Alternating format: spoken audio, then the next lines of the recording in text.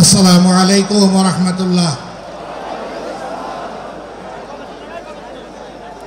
আলহামদুলিল্লাহি রাব্বিল আলামিন, আসসালাতু ওয়াসসালামু আলা রাসূলিহিল কারীম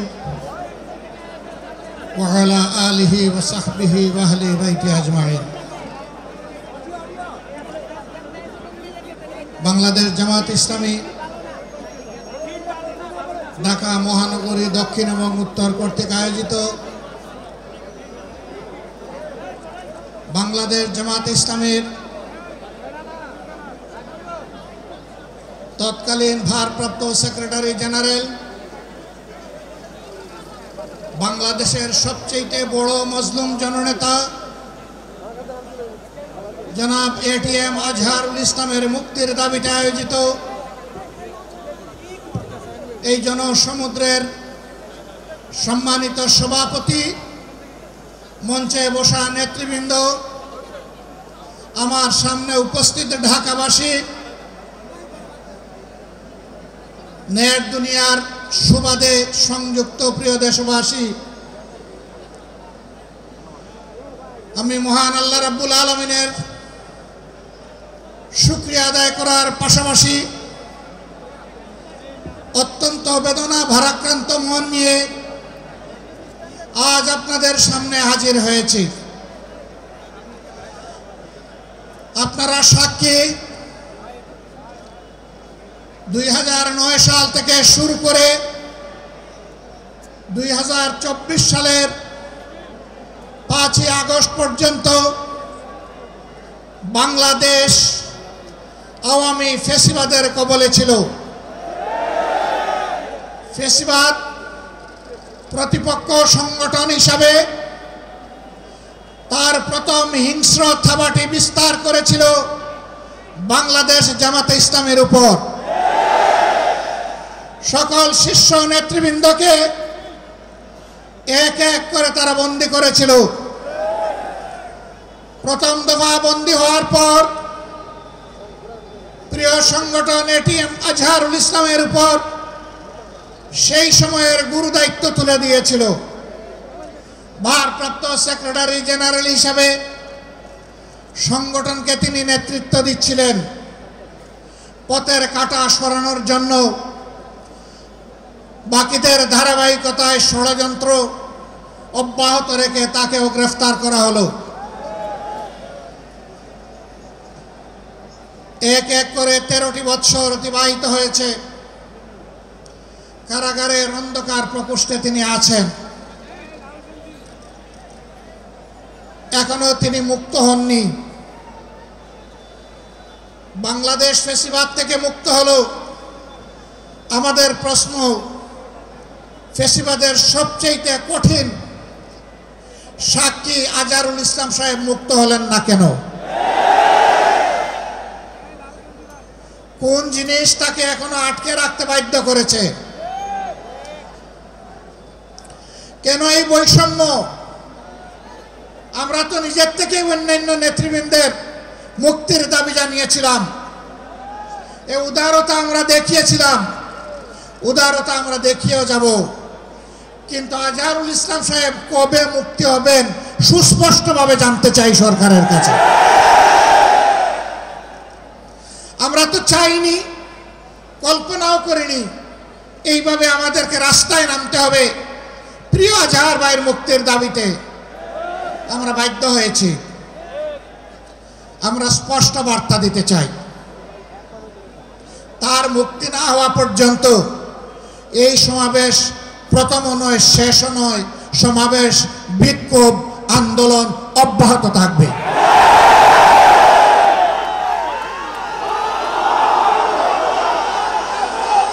আমরা আশা করব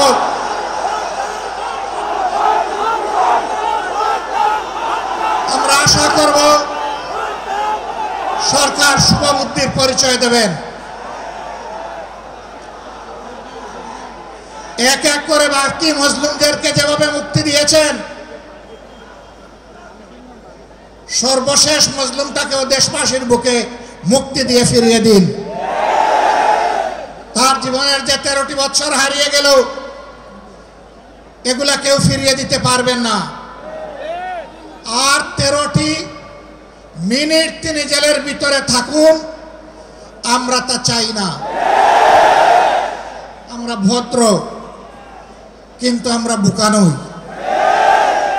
আমাদের ভদ্রতার এই উপহারকে কেউ যেন দুর্বলতা মনে না করেন। ভদ্ররা যখন শক্ত হয়, তখন কি পরিমাণ শক্ত হতে পারে 15.5 বছর তা বাংলাদেশ দেখেছে। আমি কারো কথা বলবো না, কে কি করেছেন, কোথায় আপোষ করেছেন করেন না, এটা আমার সাবজেক্ট না।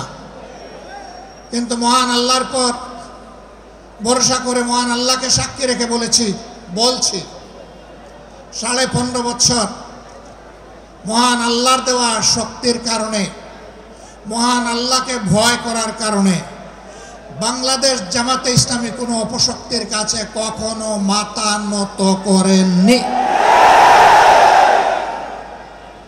জীবন দিয়েছে, আপোষ করেনি। বহু আপোষের প্রস্তাব আমাদের কাছেও এসেছিল। ফাঁসির কাস্টে নেতৃবৃন্দকে পাঠিয়ে দেওয়ার আগে জনে জনে দফায় দফায় প্রস্তাব এসেছিল। বাংলাদেশের জনগণ জানে, জীবিত অবস্থায় আল্লাহর সেই নেক বান্দারা, বাংলাদেশের বীর সন্তানেরা, তারা ওই সমস্ত প্রস্তাবগুলোকে পায়ের তলে ফেলে দিয়েছিলেন। আমরা তাদের উত্তরসূরি। সুতরাং মেহেরবানি করে আমাদের আর ধৈর্যের পরীক্ষা নেবেন না, তাকে মুক্তি দিন।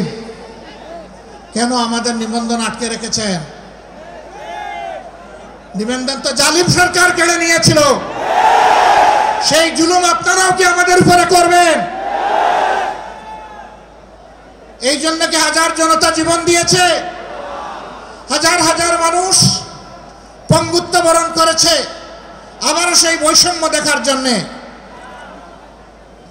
আমরা বাংলাদেশের মাটিতে আর কোনো বৈষম্যকে বরদাস্ত করব না। সকল বৈষম্যের কবর রচনা না হওয়া পর্যন্ত আমাদের আন্দোলন অব্যাহত থাকবে ইনশাআল্লাহ।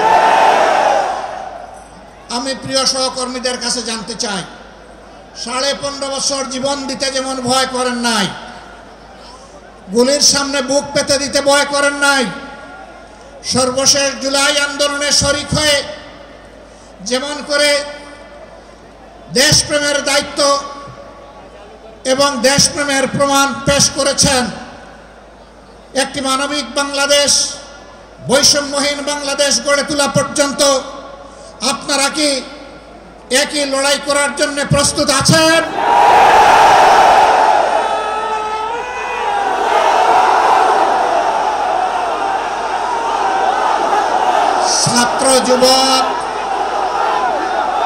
ছাত্র যুবক বন্ধুদের কণ্ঠে কণ্ঠ মিলে বারবার বলতে চাই,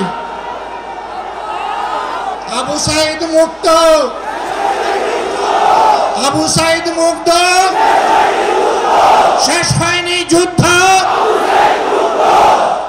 এই যুদ্ধ চলবে ইনশাআল্লাহ। আমাদেরকে মেহেরবানি করে কেউ নতুন করে আর চোখ রাঙাবেন না। ফেসিবাদের ভাষায় কেউ কথা বলবেন না, কথা বলবেন রাজনীতিবিদের ভাষায়। আমরা ওয়েলকাম করব, অভিনন্দন জানাবো, সমালোচনা করবেন, চুমু দেব, কিন্তু চোখ রাঙাবেন না মেহেরবানি করে। এই সংগঠন কারো চোখ রাঙানোর পরোয়া করে না।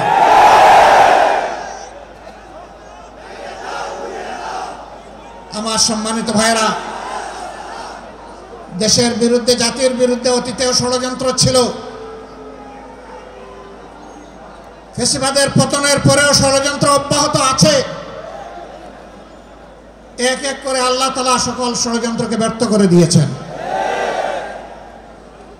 আমরা আশাবাদী, একটা ঐক্যবদ্ধ জাতি আগামীতেও সকল ষড়যন্ত্র আল্লাহর সাহায্যে ব্যর্থ করে দিবে ইনশাআল্লাহ। তাই আমার শেষ আবেদন, আসুন দল মতের ঊর্ধ্বে উঠে আমরা সব ধরনের ফেসিবাদের বিরুদ্ধে আমরা রুখে দাঁড়াই। আল্লাহ রাব্বুল আলামিন আমাদের ভাই এটিএম আজহারুল ইসলামকে অবিলম্বে সসম্মানে আমাদের বুকে ফিরিয়ে দিন। তাকে মুক্ত বাতাসে শ্বাস নেওয়ার তৌফিক আল্লাহ তাআলা দান করুন। আমরা বিশ্বাস করি আসমান জমিনের মালিকের ইশারাই সর্বোচ্চ ইশারা, তার ফয়সালাই চূড়ান্ত ফয়সালা। আমরা মহান রবের দরবারে সেই ফয়সালা কামনা করছি। আপনাদের সকলকে আজকের এই আয়োজন সফল করার জন্য প্রিয় সংগঠনের পক্ষ থেকে আন্তরিক কৃতজ্ঞতা এবং মুবারকবাদ জানিয়ে আগত দিনের লড়াই সংগ্রামের রাজপথে আবারও সংগ্রামী ভূমিকা রাখার উদাত্ত আহ্বান জানিয়ে আমার বক্তব্য এখানেই শেষ করছি। আল্লাহ হাফেজ। বাংলাদেশ জিন্দাবাদ, বাংলাদেশ জামাত ইসলামী জিন্দাবাদ। আজহার ভাইয়ের মুক্তি চাই, দিতে হবে। আসসালামু আলাইকুম ওয়া রাহমাতুল্লাহ। সংগ্রামী ভাই এবং বন্ধুগণ, বিক্ষোভ মিছিলের